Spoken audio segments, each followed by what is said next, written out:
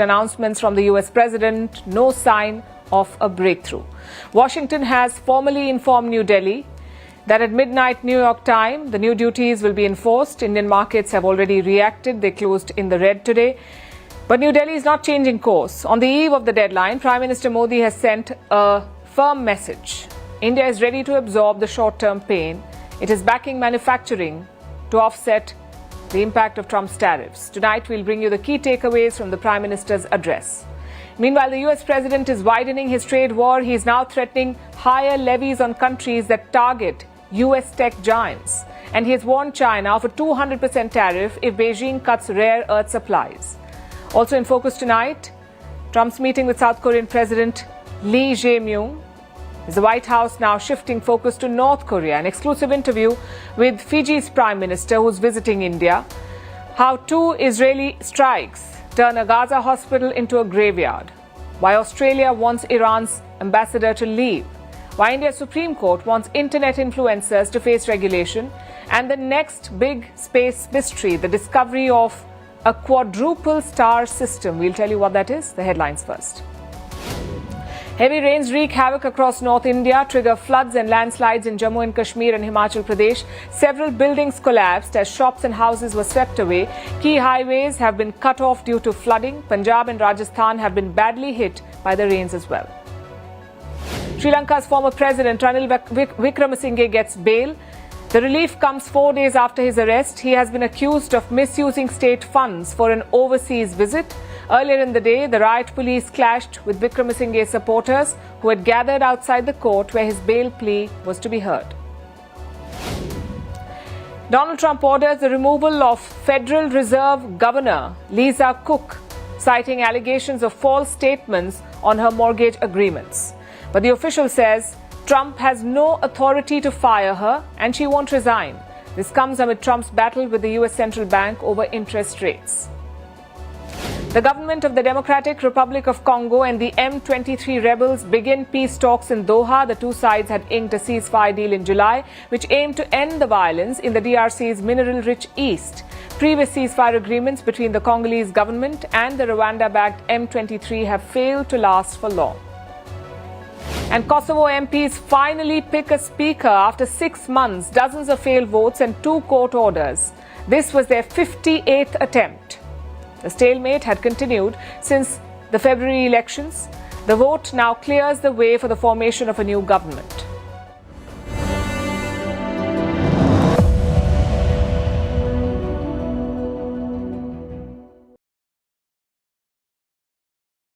In less than 24 hours from now, Donald Trump's tariffs will take effect. That's 50% duty on Indian goods.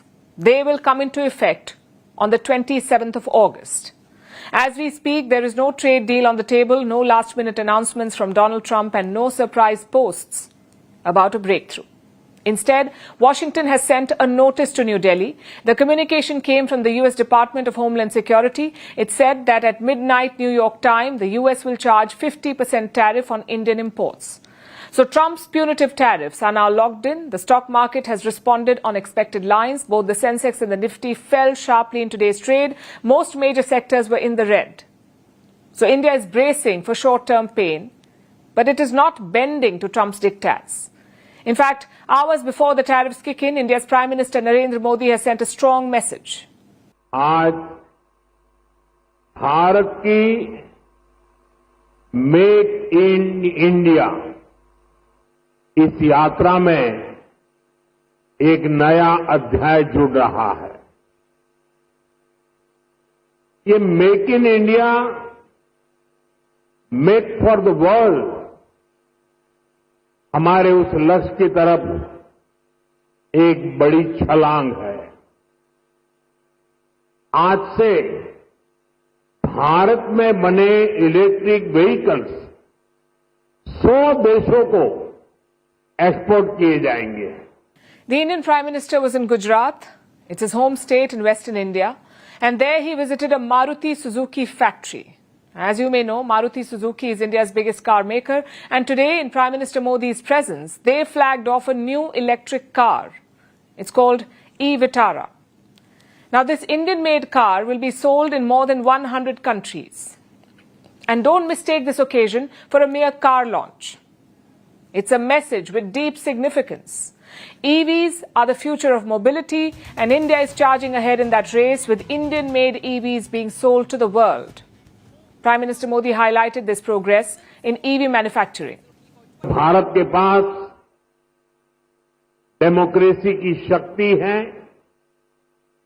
और भारत के पास demography का advantage है।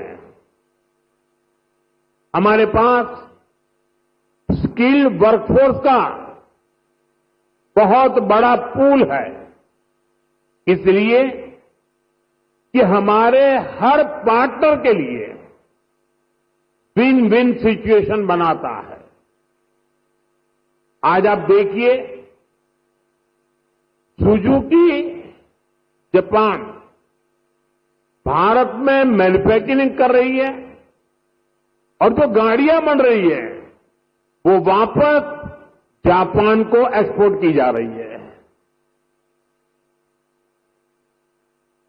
ये Japan और भारत के रिश्तों की मजबूती तो है ही, भारत को लेकर ग्लोबल कंपनियों के भरोसे को भी ये आपके सामने प्रस्तुत करता है। It's a fact. Maruti Suzuki introduced cars to India. It was created by the government of India in the 1980s. It was a joint venture between India's Maruti and Japan's Suzuki. The Maruti 800 was a product of that partnership. It became an iconic car, one of India's best-selling vehicles. The 800 was built with Japanese technology. Back then, India depended on Japan for its car industry. But 4 decades later, that picture is changing. Today, Indian factories are supplying cars to Japan. Earlier this year, Suzuki became Japan's largest car importer. Its imports surged by more than 230 times. And this surge was driven by made-in-India vehicles. It shows how India is emerging as a leader in manufacturing. And Trump's tariffs come into force with Prime Minister Modi choosing to focus on the strides that India is making despite the unfair trade war. Bharat यहीं पर रुकने वाला नहीं है। जिन sectors में हमने बेहतर perform किया है, हमें उनमें और बेहतर करना है। इसके लिए हम मिशन मैन्युफैक्चरिंग पर जोर दे रहे हैं। आने वाले समय में हमारा फोकस फ्यूचरिस्टिक इंडस्ट्री पर होगा।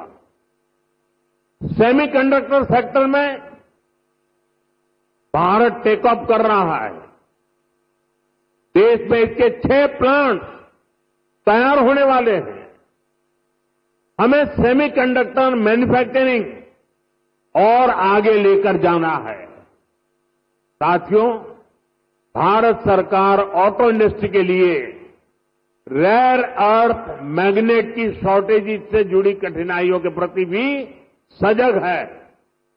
इस दिशा में देश के सामर्थ्य को बढ़ाने के लिए हमने नेशनल क्रिटिकल मिनरल मिशन भी लॉन्च किया है। The Prime Minister did not name Donald Trump. He did not mention the trade war or the tariffs. But the connection is clear. The auto sector will be among the worst hit by the new US duties. The big players may be able to absorb the impact, but small and medium enterprises are directly in the line of fire. This includes suppliers of gearboxes and transmission equipment. They're set to face a 50% levy. They account for 25% of India's automotive exports to the United States, and the American market is crucial for them. About 40% of their business comes from the US. So the tariffs are a big hit for them. They could slow down orders and production. Then we have textiles, gems and jewelry, and seafood exports. They face a similar challenge. Although some industries have been left out, like pharmaceuticals and electronics. And this includes iPhones assembled in India. For now, they're exempt from the tariffs. And if you look at the big picture, in fact, it's not as bad as many feared. Experts say that India may be able to absorb the shock of these tariffs. Analysts at S&P say that the damage will be limited. Exports worth about 1.2% of India's GDP will be hit, and this is being called a one-off shock. It will not derail India's long-term growth story. That's what most analysts believe, and that is the point that the Prime Minister is also making. On the eve of the tariff deadline, he is sending a signal that India is preparing to turn this challenge into opportunity. Manufacturing is about to take center stage. It will be at the core of India's strategy to offset the tariffs. Donald Trump has a new enemy in his trade war. And this time it's not China or Canada. It is anyone daring to tax American tech giants. Look at this post on Truth Social. The US president said, and I quote, "I will stand up to countries that attack our incredible American tech companies unless these discriminatory actions are removed. I, as President of the United States, will impose substantial additional tariffs on that country's exports to the USA." Quite the warning from Washington. But it did not stop there. Trump continued with his crusade on Truth Social, and I will quote again from what he said. "America and American technology companies are neither the piggy bank nor the doormat of the world any longer. Show respect to America and our amazing tech companies, or consider the consequences." So to sum it up, countries impose digital taxes on America's big tech. Trump does not like it, so he wants these measures to be rolled back. If not, he will impose additional tariffs on those countries. And not just that, he will even restrict access to America's most sensitive technology to them. So the message is unmistakable. If you regulate Silicon Valley, Washington will hit back. But what exactly are these digital taxes, and why is Trump against them? First of all, Trump's claims are misleading. These taxes were not introduced to antagonize the US. They were designed to fix a loophole. You see, for decades, international tax law was built around physical presence, the idea that you only pay corporate tax where you have an office, a factory, or a warehouse in a country. That's where you pay taxes. But big tech does not work that way. A company like Google can earn billions in ad revenue from users anywhere in the world, and that too without Google's physical presence in those countries. So digital service taxes, or DSTs, are a way to address that. They allow fair revenue distribution. And not just that, they also help in other things, like they level the playing field. That's the first point. Local startups and businesses pay domestic taxes without DSTs. They are at a disadvantage against untaxed global giants. That's the first thing. The second thing they fix is tax avoidance. Big tech often shifts profits to low-tax jurisdictions like Ireland. DSTs are a workaround to that. 3. Raising revenue. As economies move online, governments need new revenue streams. The mechanisms are quite straightforward. DSTs target only the largest companies. They tax revenue by where the user is located. It is applied regardless of where the firm is headquartered. Now, several European nations have these taxes in play. The likes of France, Spain, and Italy, they have such taxes. The UK also has a digital service tax. Canada had one in place until June, but they scrapped it to smooth trade negotiations with Trump, so they made that concession. Which brings us to Trump's counter-argument. The US president sees it differently. For him, these taxes are not fair play. They are protectionism in disguise.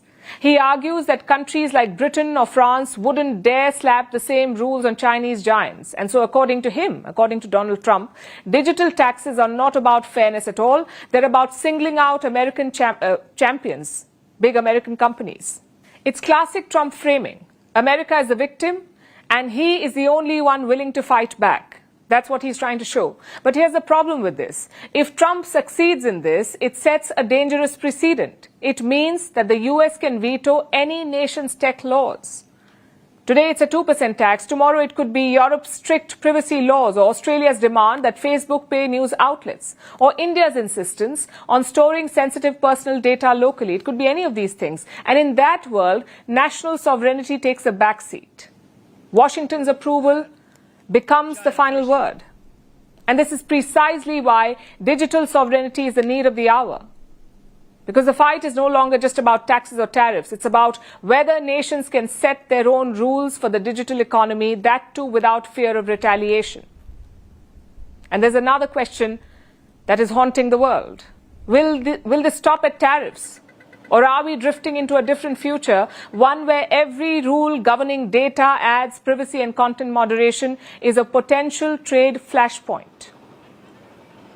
The fight over digital taxes is not really about money. It's about power. It's about who gets to write the rules of the internet. Is it governments trying to protect their citizens? Is it corporations trying to maximize profit? Or is it a US president wielding tariffs like a sledgehammer? And this will impact more than digital taxes. It's the opening battle in a longer war over who owns the future of the internet. Speaking of trade and taxes, Donald Trump has picked a fight with China again. This time it's over the supplies of rare earths. These are minerals essential for making all modern gadgets. China has a monopoly on rare earths. Ever since Trump returned to office, both sides have been clashing on this front. When Trump first announced his tariffs, Beijing responded by cutting rare earth supplies. China showed Washington just how easily it could choke the market. And now Trump is striking back. He has issued his biggest threat yet. Trump has threatened a 200% tariff on China. Say you economically with China now getting much better.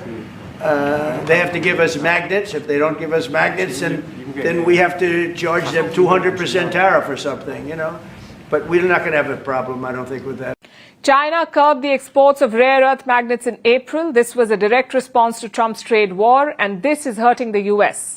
Like I said, rare earth minerals and magnets are critical for any modern day technology. Your smartphones, electric cars, wind turbines, even missiles, they all need these magnets and rare earths. And China controls this market. It controls 90% of the global rare earth supply. That is Beijing's leverage. So when exports were cut, the impact was immediate. By the month of June, Washington was forced to negotiate with China. A temporary truce was reached and China agreed to resume the shipments. But that truce is fragile. And now Trump is back with a new warning. He says if China cuts magnet supplies again, the US will respond with a 200% tariff. So the question is, what leverage does Trump have over the Chinese? What can he wield against them? And Trump answered that by pointing towards airplane parts. 200 of their planes were unable to fly because we were not giving them Boeing parts purposely, because they weren't giving us magnets. Therefore, we weren't giving them. But we have a much more powerful thing that's tariffs. If we wanted to put 100%, 200% tariffs on, we wouldn't do any business with China. And, you know, it would be okay, too, if we had to. So Trump wants to negotiate with China with airplane parts. He called them a powerful thing. Well, they could be a powerful thing. But is this an effective leverage? If China loses supply of airline parts, what happens? Will it be forced to concede on rare earths? Well, it's unlikely, and I'll tell you why. Airline parts affect a single industry. They affect China's airlines and their fleet. So the damage will be there, but it will be limited. Plus, China can buy spares from elsewhere. It can service older planes. And even if some jets are grounded, the impact on China's economy will not be overwhelming. On the other hand, if China cuts off rare earth supplies, the impact would be far-reaching. And China already demonstrated this earlier this year. When it curbed exports of rare earths, factories had to shut down. Ford had to halt production. European car makers also struggled. Even Indian automakers raised concerns. They were unable to get supplies of Chinese rare earths. Supply chains were broken. And these were just the immediate consequences. And they hit multiple American industries, not just one. This is what forced the US to negotiate with Beijing, and shipments resumed only after Beijing agreed. Now, this episode showed how the world needs access to Chinese rare earths. In fact, here's how one European leader described it, and I'm quoting, "Our dependence on Russia for energy is very mild compared to our dependence on China for critical minerals. We bet everything on the green economy and China could shut us down." Well, this is the ace in Beijing's hand. When Trump announces tariffs, China can respond by cutting supplies, and when it does, the effect will be immediate and wide. It will be felt across industries and geographies. So here's how the US and China are poised. Trump has airplane parts, China has rare earths. One is a single industry, the other is the foundation of the modern economy. As things stand, Trump's leverage looks limited. And while China will bleed if the trade war goes out of hand, it still has a strong hand.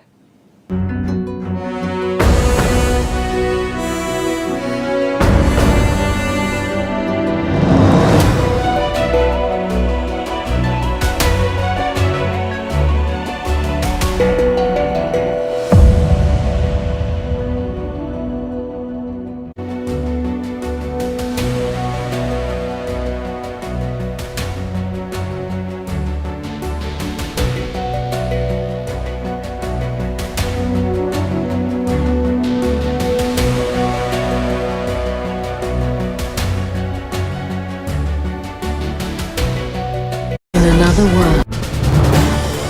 This is News 18 Network.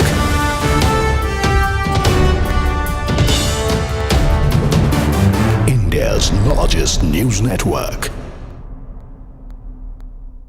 Enforcement Directorate heat on Aam Aadmi Party leader Saurabh Bhardwaj in Delhi hospital construction scam. Around a dozen locations, including the Bhardwaj residence, is being searched by the officials. And now Aam Aadmi Party's Atishi has slammed the BJP, says, and I quote, why was a raid conducted at Saurabh Bhardwaj's place today? Because questions are being raised on Prime Minister Modi's degree across the country. That's the question she's asked. The raid was conducted, she says, to divert the attention from this discussion. At the time when the case is being reported, Saurabh Bhardwaj was not even a minister, which means that the entire case is false and fabricated. That is the comment that's come in from Aam Aadmi Party's Atishi, as raids currently underway at Saurabh Bhardwaj's, or premises linked to Saurabh Bhardwaj, his official residence, currently being searched by the ED officials, and this in the Delhi hospital construction scam. Arunima joins us with more details. Arunima, tell us more about the raids. Before we talk about the politics of it, how many locations are we talking about? Since how long? What's the latest? 13 locations, including Saurabh Bhardwaj's residence and hospital premises. So these are, hospitals which were supposed to be constructed, or the ICU was to be updated. And the contractors who were given these contracts, their premises are also being raided. Essentially, the case pertains to when Saurabh Bhardwaj was still a minister.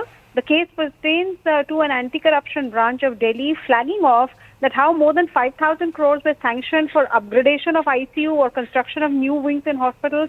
And even after the timeline that was given for this construction was about 6 months. But even after 3 years, there was hardly any movement seen on the ground. And the funds continued to be utilized. So if there was no construction actually happening, where were the funds going? That was the question that ACB asked. And they came to the conclusion that this was a financial embezzlement. Now, ED has got into this case because ED fails. Not only was this money ill-gotten wealth, money given as bribe, but it was also laundered away. So Bhardwaj and the contractors as well as hospitals are getting searched at the moment to look for documentary evidence or evidence of digital nature to prove this premise on which ED has registered an ECIR. I don't know, very interesting comment coming in from Aam Aadmi Party's Atishi, the former Chief Minister of Delhi, says the searches have been carried out to divert the attention from the discussion about the Prime Minister's educational degree, so on and so forth. But she's also spoken of the fact that Saurabh Bhardwaj back then was not even a minister, which means the entire case is false and fabricated. Keeping this version in account, can you lay emphasis on why is it that we're seeing his name in this entire controversy and the searches currently on? If you look at the Enforcement Directorate, what they've said is that this was an FIR that was registered on 26th of June 2025, and the ACB case has also been cited by the Enforcement Directorate. Essentially, two people were under scanner, Satyendra Garg and Saurabh Bhardwaj.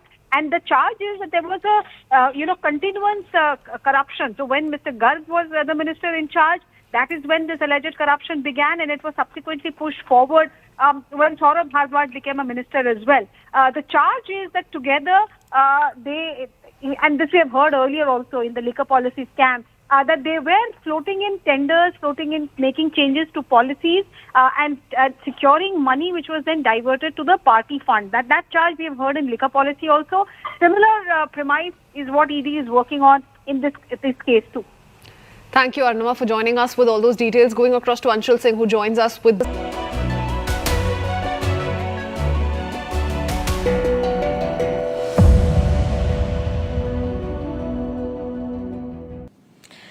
It could have gone either way for South Korean President Lee Jae-myung. He arrived in Washington this week hoping to crack a trade deal with Donald Trump, but the backdrop was messy. South Korea is still reeling from last year's martial law crisis. That's when the former president tried to impose martial law to hold on to power. Seoul is still grappling with the aftermath. Meanwhile, Donald Trump is still eager to reassert his role as a global deal maker. And North Korea is still testing missiles while flirting with Moscow. In this backdrop, South Korean President Lee came to Washington. This was a high-wire encounter. Just hours before the meeting, Trump blasted out a cryptic post on Truth Social. He warned, and I'm quoting, he warned of a purge or revolution in Seoul. Now, for a moment, it looked as if Lee might be ambushed, that he might be forced to defend himself against conspiracy theories rather than discuss policy. Instead, the encounter became something else entirely. Trump mellowed, Lee charmed, and the headlines were about a third man who was not even in the room. So here are the top takeaways from this meeting. Number one, Kim Jong-un was the third man who was talked about, who ruled the headlines. No matter who sits opposite him, Donald Trump drags the North Korean leader into the conversation. And this time was no different. Trump made it clear that he wants to meet Kim again, possibly this year. Relationship with Kim Jong-un. I hope it stays that way. I think it will. I have a very good relationship. I understand him. I spent a lot of free time with him talking about things that we probably aren't supposed to talk about. And, I get along with him really well. I think he has a country of great potential, tremendous potential. Is it possible you meet him this year or maybe next year? Well, I'm meeting a lot of people. I mean, it's hard to say that, but I'd like to meet him this year. During his first term, Trump met Kim thrice, and he wants to do the same this time. Also for Trump, these meetings are less about arms control and more about personal chemistry. He talks about Kim as if they're old college roommates, letters exchanged, long talk shared, mutual respect affirmed. Whether Kim actually wants such a meeting or not is another matter altogether. So far, Pyongyang has ignored South Korean President Lee, and it has only half engaged with Trump's overtures since his return to office. And yet, Donald Trump is betting that Kim will eventually want to meet him and sign a deal. And Lee, the South Korean leader, fed into that mythology. He flattered Trump. He even joked about building a Trump Tower in Pyongyang, the North Korean capital. So, I look forward to your meeting with Kim Jong-un and construction of a Trump Tower in North Korea and playing golf. I believe he will be waiting for you. Korea is able to attain economic growth and development through our ironclad alliance. And going forward, I hope to develop our alliance into a future-oriented alliance that encompasses areas not only limited to security, but also the economy and science and technology. Which brings us to point number two. The survival strategy is flattery. Lee Jae-myung arrived in Washington with a problem. Trump does not trust South Korea. He often accuses it of freeloading of American troops, while also running up trade surpluses. Worse, Lee is viewed as, in some conservative US circles, as anti-American. So his answer to this problem was praise, humor, and a dash of self-deprecation. He complimented the decor of the Oval Office.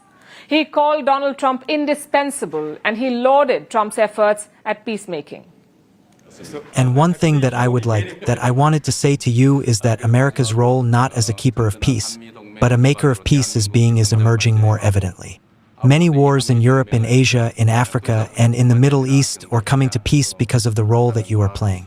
So among the many world leaders, I believe that you are the only leader who has made such accomplishments. And I would like to mention that the only remaining divided nation in the world is the Korean Peninsula. And I would like to ask for your role in establishing peace on the Korean Peninsula. If it looked over the top, that's because it was, and it was so by design. Lee needed to leave Washington without becoming another Zelensky or Ramaphosa, the respective presidents of Ukraine and South Korea. Zelensky and Ramaphosa, both leaders were left sparring with Trump. And takeaway number three from the meeting, trade was the elephant in the room. but they chose not to touch it. Officially, the purpose of Lee's White House visit was quite simple: iron out details of a new trade deal and clarify the role of US troops on the Korean peninsula. In practice, both leaders tiptoed around the specifics. Trump declared, and I quote, "I think we have a deal." But he offered no detail of the deal. Yeah, I think we have a deal done. They had some problems with it, but we stuck to our guns. We are going to, they're going to make the deal that they agreed to make. And he's a very good guy, a very good representative for South Korea. It's a very big trade deal. You know, it's the biggest deal they've ever made by far, but it's one of the biggest deals ever made. The biggest deal ever made is the one with the European nations, as you know. The Europe deal is the biggest deal ever made. Lee smiled, avoided objections, and let the cameras roll. But the reality is this: South Korea has agreed to invest hundreds of billions in US industries, all while tariffs on its exports remain higher than Seoul would like. But for now, neither side wanted to spotlight the sticking points, which brings us to the last takeaway from this meeting. The US-South Korea alliance is both stable and fragile. The optics suggested harmony, but the subtext is trickier. Trump floated the idea of the US outright owning the land under the Osan Air Base. Now, that is one of the two major US Air Force installations in South Korea. Trump says America owns the land. It's an astonishing suggestion that could inflame South Korean politics. Plus, he reminded reporters that Seoul needs to pay more for US protection. And while both sides agreed on peaceful denuclearization, neither has a clear path to get there. So the alliance may be essential in theory, but it remains brittle in practice, vulnerable to Trump's whims, Lee's domestic pressures, and Kim's provocations. So this Oval Office moment was not about breakthroughs, you could say. It was about survival. Lee walked away intact and Trump walked away flattered. For all the talk of tariffs, bases and deals, the real story is this: Donald Trump still wants to script the ending to his unfinished love story with Kim Jong-un. And South Korea knows it has little choice but to play along. It was one of the deadliest days yet for the press in Gaza. A hospital was turned into a graveyard. 2 Israeli strikes on the Nasser hospital in Khan Yunis killed at least 20 people. Among them were 5 journalists. They were working for some of the world's biggest newsrooms like Reuters and AP. Israel's Prime Minister Benjamin Netanyahu has called it a tragic mishap. Israel has promised an investigation into these strikes, but critics say this was not an isolated incident. Nearly 200 journalists have been killed in Gaza since the war began, making it the deadliest conflict for the press in history. Our next report brings you the details. Nasser Hospital in Khan Yunis, southern Gaza's main medical lifeline, was already overwhelmed with patients and relatives. The weary doctors who hadn't had a full night's sleep in months. Then came the first strike. A blast that shattered glass and sent people diving for cover right at the entrance. Among those rushing in were journalists. It is what they do: grab the camera, steady the microphone, get close enough to bear witness. And then came the second strike.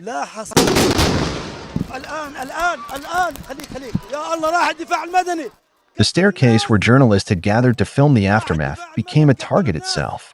A blast ripped through, engulfing rescuers, emergency workers, and reporters in smoke and rubble. Cameras cut off mid-feed. A Reuters cameraman, Husam al-Masri, had been operating a live broadcast and was killed while doing it. By the time the dust cleared, at least 20 people were dead. 5 of them were journalists, names familiar to their colleagues across the world. Husam al-Masri and Haytham Khalid from Reuters, Mariam Daga from Associated Press, Mohammed Salama from Al Jazeera, and freelance photographer Moz Abu Taha, who had worked with several international outlets. They had been the eyes of the global community in a place where the world itself has been shut out. Israel called it a tragic mishap. Prime Minister Netanyahu promised an investigation. I would like to be clear from the start. The IDF does not intentionally target civilians. The IDF makes every effort to mitigate harm to civilians while ensuring the safety of our troops. Any incident that raises concern in this regard is addressed by the relevant mechanisms in the IDF. We are operating in an extremely complex reality. Hamas terrorists deliberately use civilian infrastructure, including hospitals, as shields. They have even operated from the Nasser hospital itself. But in Gaza, there is little faith in inquiries. This was not the first time journalists were struck. Just 2 weeks earlier, 6 reporters, 4 of them with Al Jazeera, were killed near Al-Shifa Hospital. And this war, by the count of the Committee to Protect Journalists, has already become the deadliest conflict for the press ever recorded. Nearly 200 journalists have died since October 2023. That's more than journalists that have died worldwide in the 3 years before the war combined. The Secretary General strongly condemns the killings of Palestinians today in Israeli strikes that hit Nasser Hospital in Khan Yunis in the Gaza Strip. Those killed, in addition to civilians, included medical personnel and journalists. We want to extend our condolences to families and colleagues of those journalists killed, especially those representative of the Associated Press, Reuters, and Al Jazeera who are in this room or online. These latest horrific killings highlight the extreme risks that medical personnel and journalists face as they carry out their vital work amidst this brutal conflict. But Israel is pressing forward with its offensive in Gaza City. Hamas had agreed to a framework of a peace deal last week, but Israel is yet to agree to it, according to Qatar. Doha says they are still waiting for an Israeli response. Meanwhile, Israelis have begun a nationwide day of protests, blocking highways and burning tires.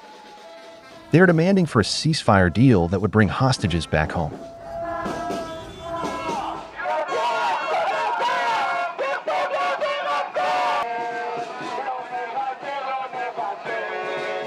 So as the Gaza war grinds on one side of the border, families are demanding the safe return of their loved ones.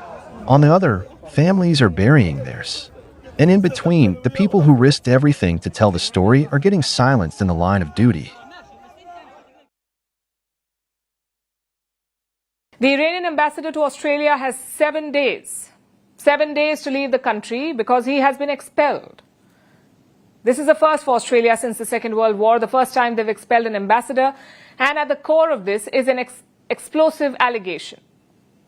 Last year, Australia witnessed 2 anti-Jewish attacks. Their intelligence team began an investigation. The investigation went on for months, and now finally the report is out. It says that Iran was behind the attacks. Australia has accused Tehran of directing anti-Semitic attacks on Australian soil. It has partially severed diplomatic ties with Tehran. It has suspended operations at its embassy in Iran. It has expelled the Iranian envoy along with some other officials. Iran has, of course, rejected the allegations. Meanwhile, Israel has praised Australia, which is also quite interesting because just a few days back, Israeli Prime Minister Netanyahu had called his Australian counterpart, and I'm quoting, a weak politician who abandoned Australia's Jews. Here's a report. On October 10th, 2024, a kosher cafe in Sydney, the Lewis Continental Kitchen, was attacked. About 2 months later, on December 6th, the Adass Israel Synagogue in Melbourne came under attack. In both these cases, there were no casualties. But in both incidents, assailants set fire to the properties, causing a lot of damage and sending shockwaves through Australia. So the government set out to investigate the matter. The Australian Security Intelligence Organisation probed the matter. And finally, the finding is out. According to the ASIO, Iran was behind the attacks. Canberra has accused Tehran of directing anti-Semitic attacks on its soil. ASIO has now gathered enough credible intelligence to reach a deeply disturbing conclusion that the Iranian government directed at least 2 of these attacks. These were extraordinary and dangerous acts of aggression orchestrated by a foreign nation on Australian soil. They were attempts to undermine social cohesion and sow discord in our community. So now, the Australian government has partially severed diplomatic ties with Iran. Canberra has withdrawn its own diplomats from Tehran. The Iranian ambassador in Australia has been expelled. He has been given 7 days to leave. This is the first time since the Second World War that Australia has expelled an ambassador. The government has also urged Australians not to travel to Iran. But that's not all. The Australian intelligence services say that they have uncovered links between the attacks and the Islamic Revolutionary Guards Corps. This is a branch of the Iranian military. It plays a key role in the country's defense and regional operations. The Australian government has accused it of using a complex web of proxies to hide its involvement in the attacks, like members of organized crime gangs. Now, Australia wants to designate IRGC as a terrorist organization, and Tehran is aghast. The accusation that has been made is absolutely rejected. This decision seems to have been influenced by the internal developments in Australia. But Israel has praised Australia for its quote-unquote principled stand. This is a step we have long advocated for. Iran's regime is not only a threat to Jews or Israel, it endangers the entire free world, including Australia. And the timing is interesting. Australia's ties with Israel have hit a low in recent weeks. Over Canberra's criticism of the famine and war in Gaza, as well as its decision to join France, the UK and Canada in recognizing a Palestinian state at the UN General Assembly in September. So last week, Israeli Prime Minister Benjamin Netanyahu called his counterpart Anthony Albanese a weak politician who betrayed Israel and abandoned Australia's Jews. So the Albanese government hit back at Netanyahu, saying that strength is not measured by how many people you can blow up or how many children you can leave hungry. But now, Australia is making bold and loud moves to tackle anti-Jewish sentiment in the country. It may well be a ripple effect of Netanyahu's rhetoric, but one thing is clear. Australia-Iran relations have been truncated to the quiet satisfaction of Israel.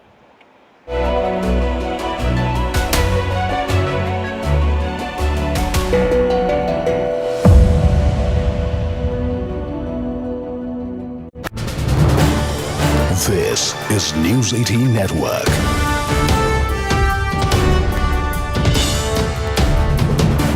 India's largest news network.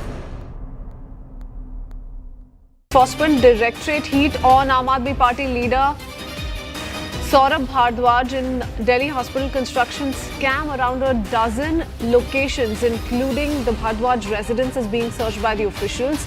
And now Aam Aadmi Party's Atishi has slammed the BJP, says, and I quote, why was a raid conducted at Saurabh Bhardwaj's place today? Because questions are being raised on Prime Minister Modi's degree across the country. That's the question she's asked. The raid was conducted, she says, to divert the attention from this discussion. At the time when the case is being reported, Saurabh Bhardwaj was not even a minister, which means that the entire case is false and fabricated. That is the comment that's come in from Aam Aadmi Party's Atishi, as raids currently underway at Saurabh Bhardwaj's or premises linked to Saurabh Bhardwaj, his official residence, currently being searched by the ED officials, and this in the Delhi hospital construction scam. Arunima joins us with more details. Arunima, tell us more about the raids before we talk about the politics of it. How many locations are we talking about? Since how long? What's the latest? 13 locations, including Saurabh Bhardwaj's residence and hospital premises. So these are, hospitals which were supposed to be constructed, or the ICU was to be updated. And the contractors who were given these contracts, their premises are also being raided. Essentially, the case pertains to when Saurabh Bhardwaj was still a minister. The case pertains to an anti-corruption branch of Delhi, flagging off that how more than 5,000 crores were sanctioned for upgradation of ICU or construction of new wings in hospitals. And even after the timeline that was given for this construction was about 6 months. But even after 3 years, there was hardly any movement seen on the ground. And the funds continued to be utilized. So if there was no construction actually happening, where were the funds going? That was the question that ACB asked. And they came to the conclusion that this was a financial embezzlement. Now, ED has got into this case because ED fails. Not only was this money ill-gotten wealth, money given as bribes, but it was also laundered away. So Bhardwaj and the contractors as well as hospitals are getting searched at the moment to look for documentary evidence or evidence of digital nature to prove this premise on which ED has registered an ECIR. I don't know, a very interesting comment coming in from Aam Aadmi Party's Atishi, the former Chief Minister of Delhi, says the searches have been carried out to divert the attention from the discussion about the Prime Minister's educational degree, so on and so forth. But she's also spoken of the fact that Saurabh Bhardwaj back then was not even a minister, which means the entire case is false and fabricated. Keeping this version in account, can you lay emphasis on why is it that we're seeing his name in this entire controversy and the searches currently on? If you look at the enforcement directorate, what they've said is that this was an FIR that was registered on 26th of June 2025, and the ACT case has also been cited by the enforcement directorate. Essentially, two people were under scanner, Satyendra Garg and Saurabh Bhardwaj. And the charge is that there was a continuance corruption. So when Mr. Garg was the minister in charge, that is when this alleged corruption began, and it was subsequently pushed forward when Saurabh Bhardwaj became a minister as well. The charge is that together and this we have heard earlier also in the liquor policy scam, that they were floating in tenders, making changes to policies and securing money which was then diverted to the party fund. That charge we have heard in liquor policy also. Similar premise is what ED is working on in this case too. Thank you, Arnava, for joining us with all those details. Going across to Anshul Singh, who joins us with more. Anshul, give us a sense of the ED searches. This goes back to the Delhi hospital scam. ED searching 13 locations, including the residence of Delhi Minister Saurabh Bhardwaj. All of this linked to a money laundering investigation, to alleged irregularities in hospital construction projects sanctioned during the Aam Aadmi Party government's tenure. Arnava broke down some of the details of the case so far. Tell us a little bit about the searches now. Well, yes, first to talk about the entire case and the exact details of the case, the basic allegation that has been put forth against the Aam Aadmi Party in this entire...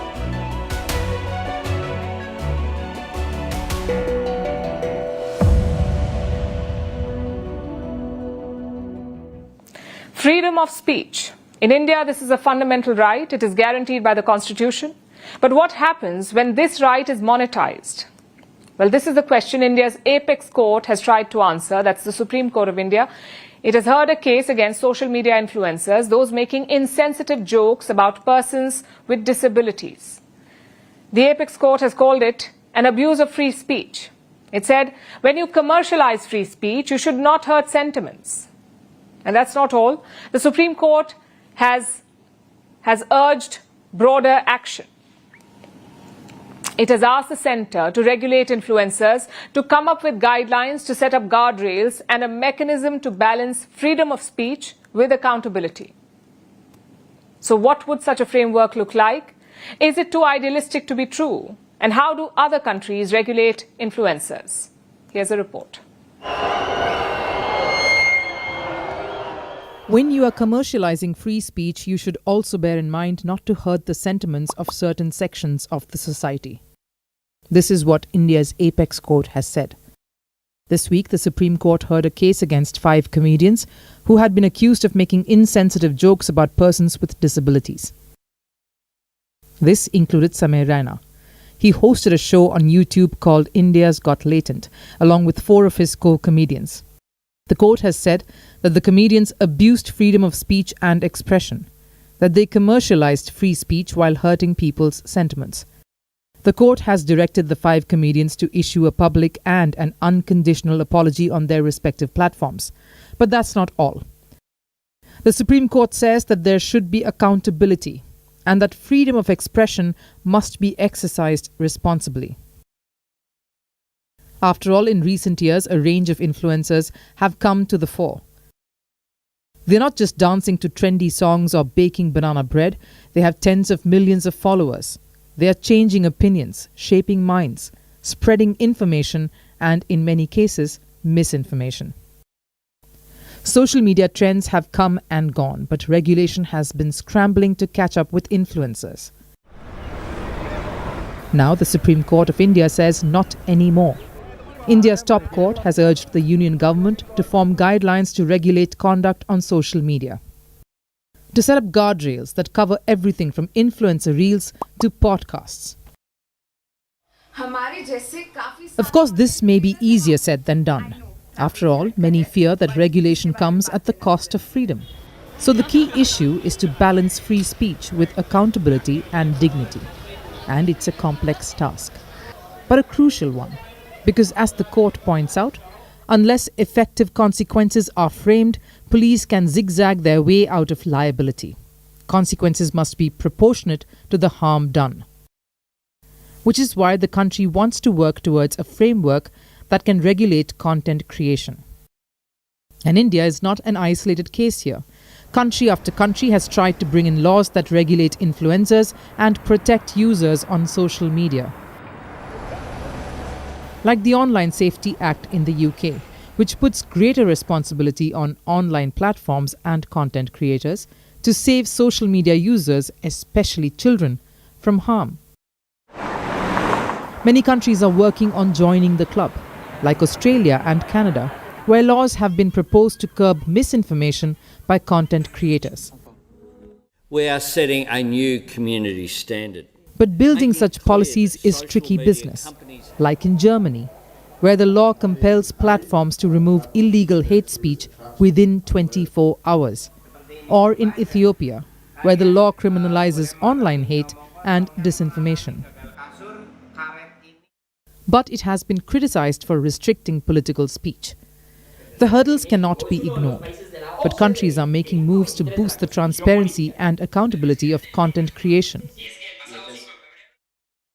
After all, the global influencer economy stands at $33 billion, so it's important that big money comes with big responsibility.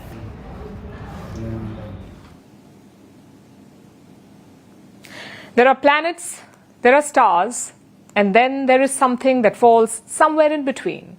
Brown dwarfs. These are interstellar objects. They're heavier than gas giant planets, but lighter than stars, which is why they're also called failed stars. And scientists have found them mingling unusually. They have discovered 2 brown dwarfs locked with 2 single stars.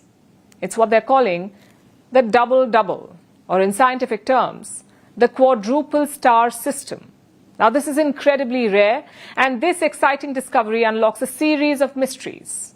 Our next report tells you more. For decades now, scientists have been combing through huge catalogs of stars.